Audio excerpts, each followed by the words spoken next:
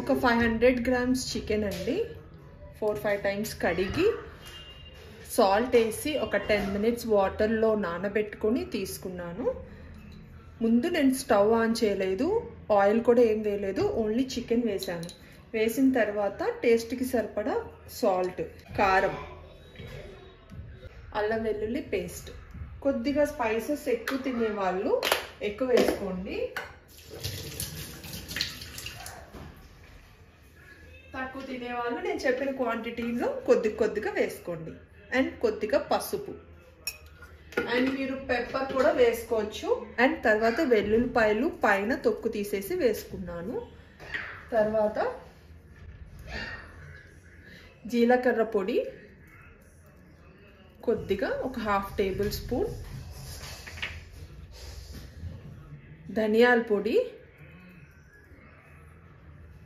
1/2 tablespoon, garam masala కొద్దిగా, butter,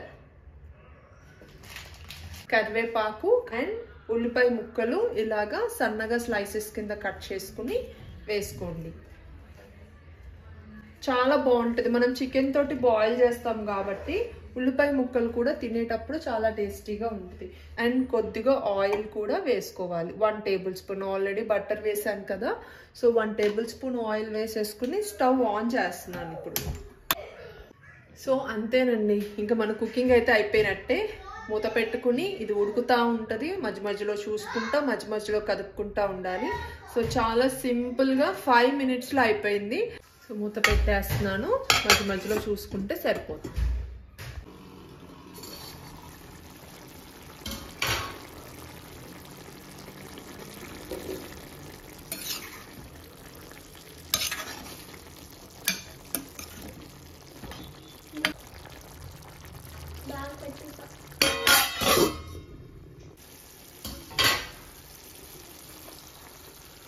చూడండి, మనం సపరేట్ వాటర్ కూడా వేయలేదు, ఫ్రై కదా.